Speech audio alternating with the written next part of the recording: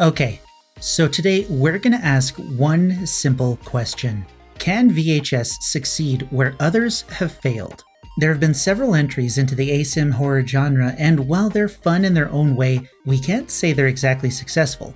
I can't predict the future of VHS, so instead let's look at different aspects of the game and the dev team that will dictate how successful the game will be.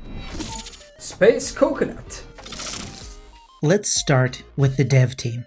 The game director, Chris Mayer, also owns the company and has done so for 15 years. While his past experience is important, I think the amount of time he's put into VHS itself, in particular, speaks volumes about what we can expect from the game. VHS has been in production for like 3 or 4 years, and during that time, all the devs involved have tested and played the game on a regular basis. Not only as necessary to test it, but because they enjoy it. How many hours do you think Matthew Cote has put into Dead by Daylight?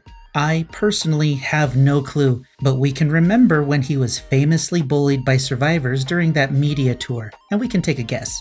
While I don't expect any of the devs to play VHS with the experience of a dedicated streamer, we can be confident that they have enough time in the game to understand what will make the game feel better to play. During the dev interview with TechSmith, they consistently said they wanted the game to be fun to play, and that fun was their entire goal. They even went so far as to say this. One of our goals with our community focus, is we really want to make this game the best that we can. And so with that, we want to hear from you guys. We want your feedback. We want your thoughts. We want your ideas. Our goal is to make this the best game we can. So please engage with us. On our Discord server, we have a feedback channel. We want to hear from you. We want to make this game better. Now, we'll of course have to wait and see if they can handle the feedback and the criticism their game will inevitably face. But I hope they don't tune the community out as we've seen in Dead by Daylight, or outright ignore them as the last year devs ended up doing. Genuinely listening to community feedback will only help the game simply because the player base is what will dictate the success of the game. If players don't like playing the game, it won't matter how pretty it is. We only have to look at Anthem to see an example of that. So let's move on to the game itself. While it's very easy to say that it will fail because Dead by Daylight exists, it belies the ignorance of the person who thinks that. We only have to look at PUBG and Fortnite to see the potential success of VHS. PUBG was the big battle royale game until Fortnite came out of nowhere to become what it is today. With its lighthearted art style and flashy animations, the game instantly became a fun favorite of many players. With the right gameplay balance, VHS has the potential to do the same. By choosing fun and campy over bloody and scary, VHS is poised to be more accessible to a wider range of players. What about the potential for bullying? This was my initial concern, but let me explain why I don't think it's going to be as bad as everyone thinks it will be. I'm going to assume that you know how the game works by now, so I won't be explaining mechanics or terms here. Teens can banish the monster with weapons, and if it's already been hit with one stigma, it will be stunned. This leads some players to worry about stun locking the monster for easy bullying. For this to happen though, the teens each need to have a weapon, and the monster needs to eat the first stun. As the monster, there are a few built-in tools to prevent this situation. If all of the teens use their weapons to bully the monster, they will be defenseless, giving the monster the chance to play the game and hunt the teens. So while it might be annoying, the teens will only hurt themselves by doing this. Next, each monster has a defensive ability. Wart can create a shield with the health of a single stigma, the werewolf can howl, preventing teens from using their weapons in the first place, and the dollmaster can teleport to safety, then force the teens to waste those weapons on the dolls or get downed by them. If any of those monster abilities are on cooldown, it's very simple to avoid the teens until it's safe to attack. This should really be a common tactic for every monster player, honestly. Each role can attack and defend as necessary, so while bullying will probably exist in some form or another, the monster has ways to deal with them if the player has the skill to do so. If you as a player of either side must actively swap between attacking the enemy and defending yourself to complete your objective, does that sound like fun? It does to me.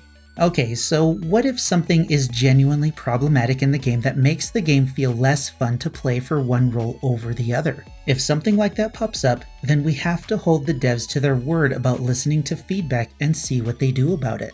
I thought the Outrider devs were on the right track with their game philosophy and rooted for their success. But after the disastrous launch, it would seem that they've opted to ignore community feedback and do whatever they want, effectively alienating more and more of their most dedicated players. With their emphatic plea for feedback and wanting to make the game as fun as it can be, I'm confident that the Hellbent devs won't make the same mistake of ignoring the community they build with VHS. Next, while less important to some extent, the polish and stability of the game is paramount to retaining the audience that plays the game for the first time. Early access games have the problem of being unfinished by design. Some games that don't require a large player base to function can have a moderate amount of success. However, Hide or Die had a few betas before its early access, and it changed dramatically between those stages. You only have one first impression.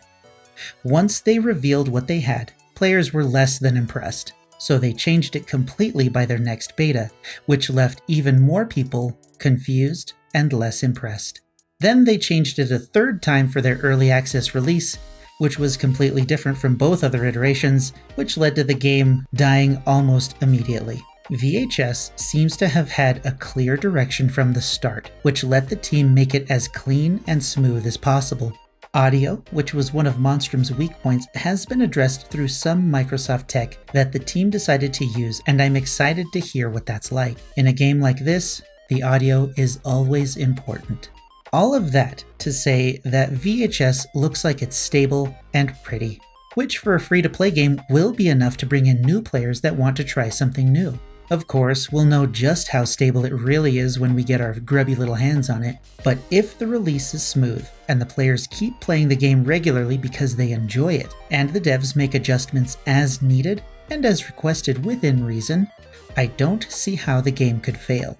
They have the fluff in place like progression and earnable cosmetics, which puts them pretty far ahead of other ASIM games we've seen before. Ooh, I almost forgot about consoles.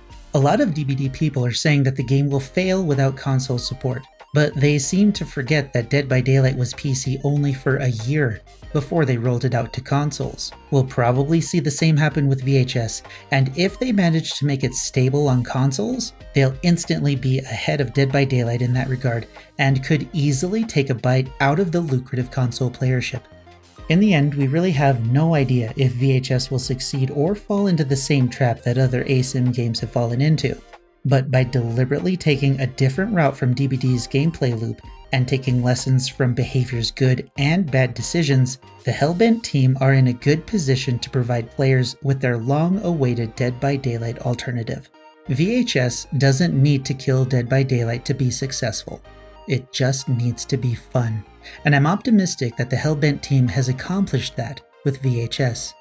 Here's hoping I'm not wrong. But if I am, look forward to periodic DBD trashing and Final Fantasy content on this channel. Do the YouTube things if you liked the video, and until next time, I'm Space Coconut, and you're welcome.